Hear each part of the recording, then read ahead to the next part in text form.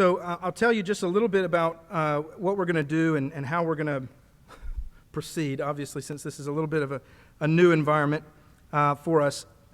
We are recording this meeting, videoing it for those that can't be here today, and so you're going to notice me basically repeating or summarizing everything that you're saying. That's not because I'm weird. I am that, but it's not because of that. It's just because I want the recording only picks up what comes through the microphone. So I want to repeat it so that we can make sure that our folks who are at home are able to participate in this. We're also going to sort of abbreviate things just a bit because we don't have, obviously not every committee head is here, not every person to report. So we're going to abbreviate things just a little bit, do things in a little bit different way.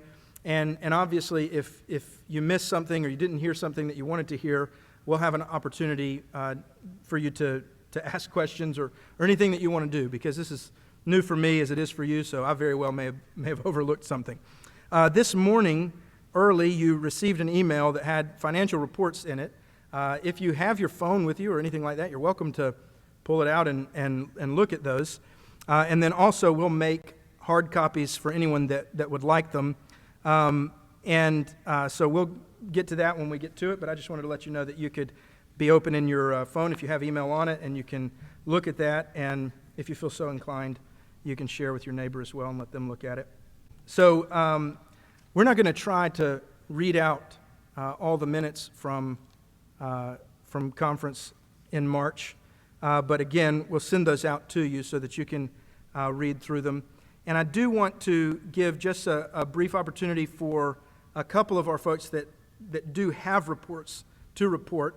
And so I'll go ahead and call us to order. I think I need to remember to do that. And then I'll first ask Brother Clint if he'll report for the building and grounds, because I know over this last few months, there have certainly been some building and grounds things that we've had to address and take care of. And so, Clint, will you report, and then I'll summarize and repeat. Let me try to summarize and repeat that. We've had a lot of work done on the sprinkler system, on the roof, and we have some things that the insurance company has asked us to do, and playground shock absorption material is just a fancy way of saying mulch, and so we've got to work on that, and we've got to do some work on the volleyball court. So that's building and grounds, and I'm going to ask if Miss Janet will just share a few things with us from the WOM. Awesome. So to summarize and repeat, WOM's reached out to the schools, to Armour and to Clayton, asked them for what their needs are. Sanitizing wipes, obviously kind of hard to come by right now, but they've asked for that, and obviously if the kids going back to school, they're going to need those. Face masks, snacks, you said, and some other paper towels. And so you can either purchase those things and bring them if you want to help us with that, or, as Janet was saying, there are several ways that you can just give a designated monetary gift to the WOM, and then they can do the shopping for you, or we can do the shopping for you. I'll tell you, and I told Janet, we've had pretty good luck at both Costco and Sam's Club being able to find masks, hand sanitizer, disinfectant, things like that. So if you do shopping for yourself and you have access to those, you can do that, or you can leave it to us and we can do that for you as well. But I do think it'd be a great thing for us to help out the schools. This is obviously a really unusual and trying time, not just for churches, but obviously schools as well are going through a lot of uncertainty. I know there are a lot of teachers that feel very uncertain, and not just teachers, but everybody that's going to be at the school. Parents are feeling uncertain about sending their kids to school, and so providing them with these things could be a great help. It could be a great help to them, so that's awesome. I'm going to ask Trey if he'll give a report, and since you're up here, you can just come report it yourself, so I don't have to do that. Trey's going to give a report about the youth ministry. So for the youth ministry, just so you guys know, we haven't been completely dormant over the months we've been away. We've been utilizing the technology that we have to meet on a Wednesday night basis weekly to do just a time of fellowship and a time of Bible study together. So we've continued to do that, and just kind of looking forward to let you guys know kind of where we're going in the next couple of months. Hopefully we're going to continue to be online with our youth ministry, just with the kids going back to school. We want to give them time to get that going before we try to bring them back to campus on a Wednesday night. So for the time being, we'll be online for that. Just wanted to give you guys an update on that.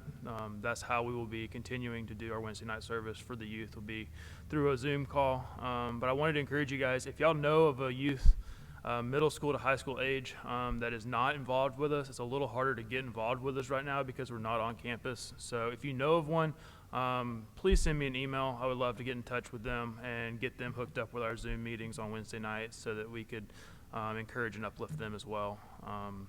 So with that, just wanted to also let you guys know we just started a series on the minor prophets with the youth, so we'll be doing that for the next couple months, kind of studying the minor prophets. So that's all I've got. And I want to say, just personally, I really appreciate Trey. During this several months, Trey's really stepped up to the plate big time. I've always said there's no ministry position that's truly part-time, right? And it certainly has been the case during this time. Trey's been writing connections with Pastor Stephen and I, and he's been, working tirelessly, and he has another job as well, and so working in a hospital. And so I really appreciate Trey's commitment and his faithfulness to doing the things that we need. That's been awesome. All right, the worship ministry, Stephen and Karen are on their way to vacation right now. And so he left me a report that I'm going to give to you. And so from the music and worship ministry, he says that we are continuing to provide music for worship, but they don't have a choir at this time. Obviously, take one look at the choir loft. It's going to be hard to observe social distancing up there. And so they have plans on incorporating some more folks into the music ministry, instruments and different things like that for hymns, as we had Lena play this morning. And so they're going to incorporate some things like that. And then the goal is to, depending on how things go, to try to get the choir back together sometime around the first of the year, should everything be going okay at that point. Let me see. I guess, is there any other committee head that's here that wants to report that? Deacon, Eric, you got a deacon report? No. Anybody else that you got something you just want to report? Okay. Well, I wanted to share with you, we've been working tirelessly to try to figure out how to get our ministries back up and running. Obviously we're hit with a lot of different guidelines and regulations and circumstances, and I think that's only going to increase. I think there are going to be more of those things.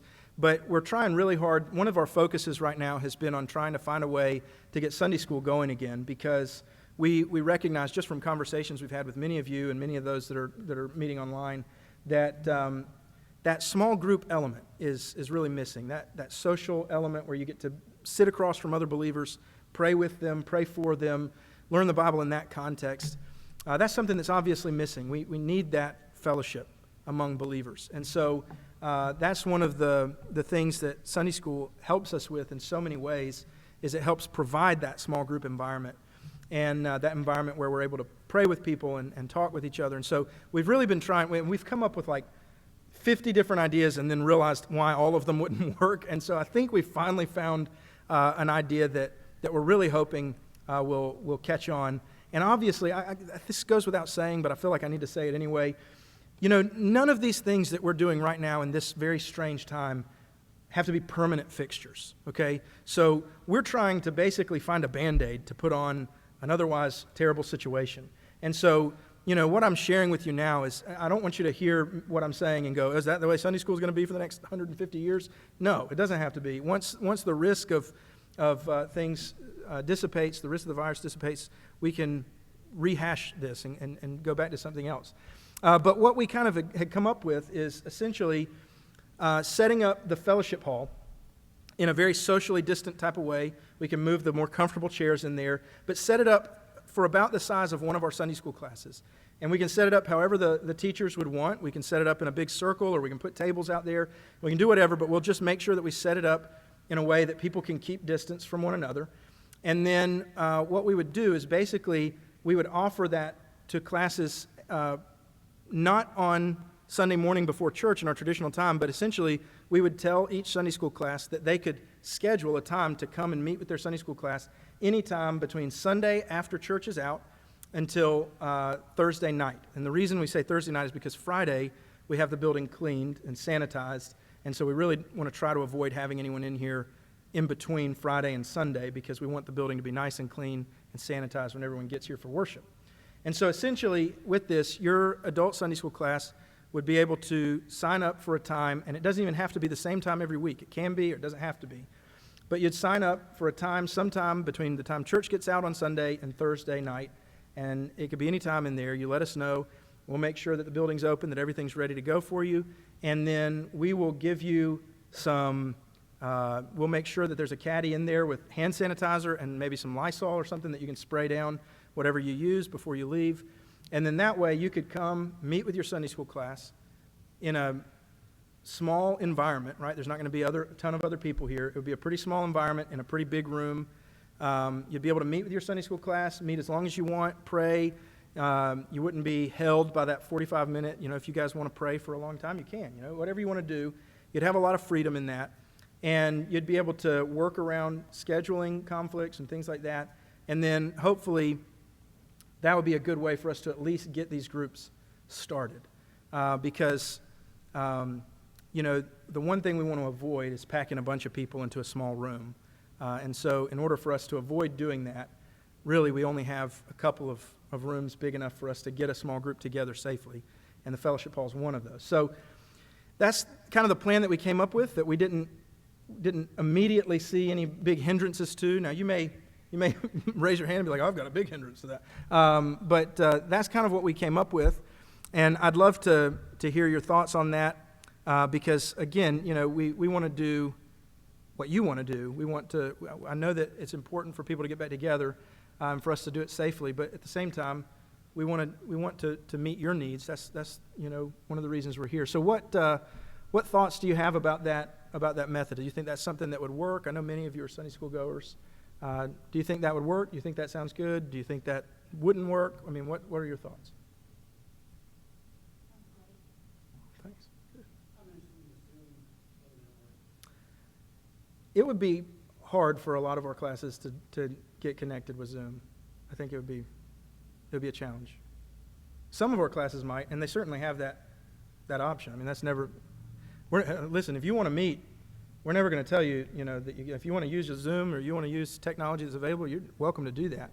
I know some of our Sunday school teachers have continued to send out material. In fact, I know my kids have gotten little packets of material in the mail, and I've greatly appreciated that. And I know some of our adult teachers have done the same thing. So obviously, you're not limited by what you can do all of those things. We're just sort of suggesting this in terms of a solution that might help all of our classes get back to meeting. What other thoughts? Yes, ma'am. Right, and that's a really good question. I'm glad you mentioned that because I meant to mention it and then forgot. So obviously that model would be very difficult to do with children's classes. So we've got a couple of ideas in the works for how to do children's Sunday school. We could essentially try to have a separate area set up for kids. Obviously, I think most of the people right now that go to Sunday school with kids were in my class that were going to Sunday school. I'm not sure about the others. So, we could have a situation where a teacher met with children, like in here, and a class of adults met with the adults in the other room. So we have some space available. So we could do something like that, or we could. So one of the things that our kids experienced just this week is, and it was awesome. We had sort of mixed feelings about it at first, at least back when we were talking about what to do with our VBS. But our kids just did an online VBS, and it was a blast for them. They had a great time, and so there's also an option of recording an online Sunday school lesson for the kids that couldn't potentially be here at the same time that an adult Sunday school class was meeting. And obviously, we'd work out all the details for that if we needed to. But certainly, we want to provide something for the children. That's something we absolutely want to do. It's just about navigating around when their parents are going to be here and when they're going to be here and how to get all of that synced up. What other thoughts, ideas? Anybody have any thoughts on that? Okay. Well, I'd encourage you, maybe you don't want to speak out now because you know that we're recording everything. So if you do have thoughts on this, call me, call one of our staff members, call one of our deacons, let them know kind of what you feel about it. Because if it's something that everybody is on board with, I mean, we could start this very soon because we're already sort of set up to do it. But if it's something you want to wait on, you want to wait and see how school, coming back changes things, that's fine too. But we want to do, like I said, if you guys are ready to start doing it, we want to provide that for you. We don't want to be holding off if you guys are wanting to get it going. So another thing that we talked about, and again, this is not something that I'm necessarily suggesting as, hey, this is not a motion, okay? I'm just sharing information. We talked about homecoming, okay? Homecoming is coming up at the end of August. And so we talked about this because obviously homecoming checks all of the boxes that we're not supposed to do, right? Bigger crowds, food, all of those things. It's like, yeah, we're not supposed to do homecoming. So we had a couple of ideas. Now, first of all, if you guys say, hey, let's just skip homecoming this year, we can do that. That's not unprecedented. But the other option that we came up with is we could potentially move homecoming to a later date, sometime towards the fall, and have it outdoors, have it outside. We could do it kind of like, the old big tent meetings, kind of something like that, where we just have it outside. Obviously, we've had outdoor services before in the past couple of months, and they worked pretty well. We know we're set up to do that. So having it at the end of August, I think, would be pretty hot. But if we wanted to say, hey, we're going to postpone our homecoming service until the end of September or even October, and then we'll do it outdoors, we could do something like that. So those options are available. And so I want you to know that. And if maybe you have another idea that's better than our idea, and if so, please share it. You can share it now, or you can share it sometime later when you feel more comfortable talking. And we just want to do the thing. Like I said, I mean, this all the time when we're having staff meetings, we do Zoom staff meetings, and that's been a fun learning. All of this has just been like learning experience, okay? But when we have staff meeting every week, we talk about like wanting to provide the types of ministry that you guys want and that you guys need, and how we can do that safely and how we can do that in a way that's going to keep everyone safe. So honestly and truly, we want to do that. If you guys don't care about us doing that, just say so, and we'll move on to the next thing to brainstorm. But if it is something that you want us to do and we want to preserve that tradition, then we can do that, and we can find ways to do that. And if you have those ideas, please pass them along. Any comments on homecoming before we move on to the next thing? Susan, I see you mulling something over. You got something you want to share? No? Okay.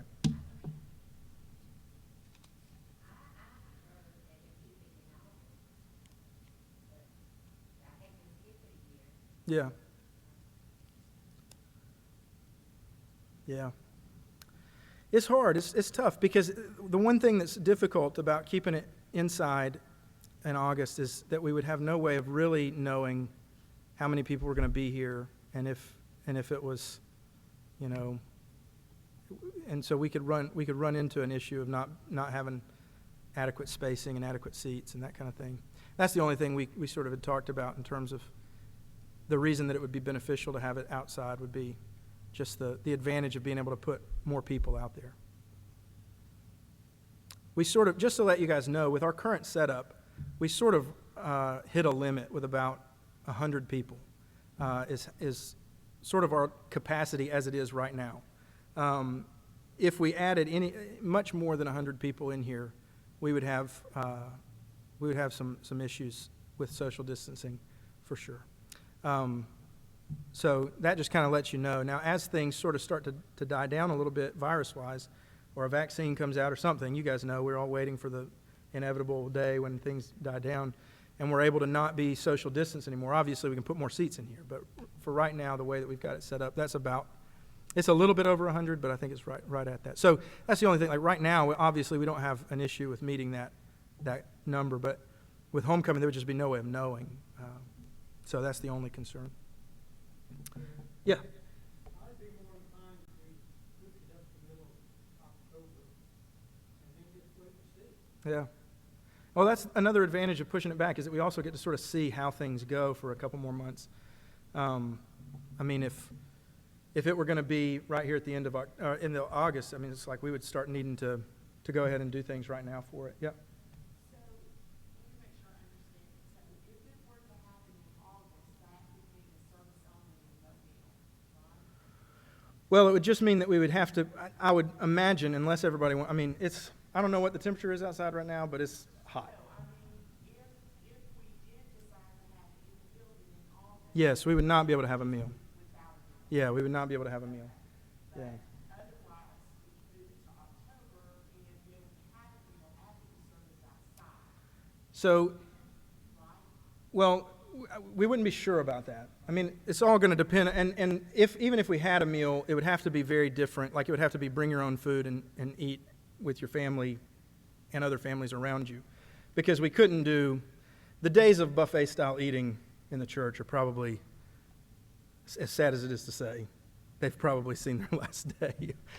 Just because there's really no way to keep I mean, as long as the virus is around, there's no way to do that without risking infecting everyone. Yeah.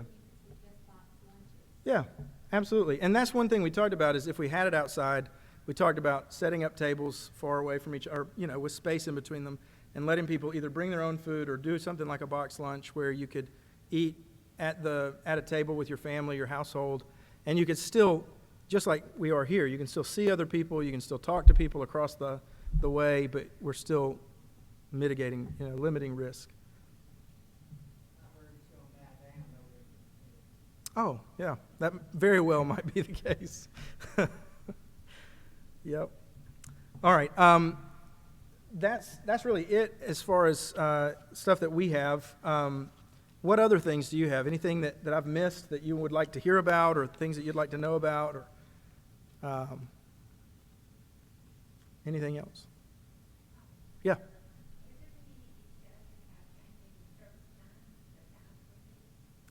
Oh, Susan, I hear discussion about that almost every day. There's not been much time that's gone by in my 7 years here where I haven't heard something about changing the church time up or back or forward or down. So, yeah, I mean, what specifically are you talking about? One thing I've heard recently is because we haven't been having Sunday school and we've been having church at 10, everybody's sort of gotten used to doing church at 10 and therefore does not want to start coming back at 9. Is that basically what you're talking about? Is that what you've heard as well? Oh, so that you're hearing let's just move the whole thing back, right? Yeah. Well, I'm sure that'll be. I don't know that that's necessarily something we need to hammer down when we can't even, when we can't get our church here. But I do. I mean, I do think that there's probably going to be, once all of the online only type stuff, once we start seeing more people back here. I mean, obviously, as things start to normalize a bit, I think there are going to be some natural changes that come from all of this, and I think that'll probably be the better time to handle those issues. I mean, right now it wouldn't do us any good to change it because we're not even having Sunday school. So, I mean, I think probably the best thing to see is if everybody's on board with doing Sunday school the way that we've suggested it. We'll see how that goes for a while, make sure there are no outbreaks or anything, and then we can sort of reassess and address what we want to do next in terms of when to do Sunday school. I've had people suggest also that once things normalize, we keep church at 10 and have Sunday school at 11, because I know that a lot of times people are pressed for time in their Sunday school class. They get sort of cut off from being able to, give prayer requests and talk about things that are going on, or their lesson gets cut short. And if we had it after, maybe that could rid us of that problem. But, yeah. Back to the homecoming. Oh, yeah. A lot of that is probably going to depend, the state's been given 2 weeks. Yeah. Red state. I think we'll see some changes in what we can do. You're exactly right. It's because we were a red state. Yeah.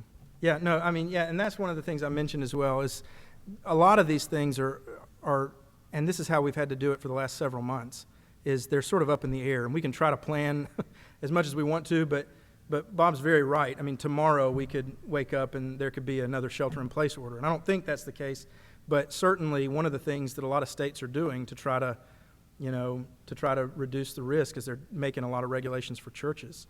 So, all of the things we plan could could change pretty rapidly. So we have to sort of just roll with the punches a little bit.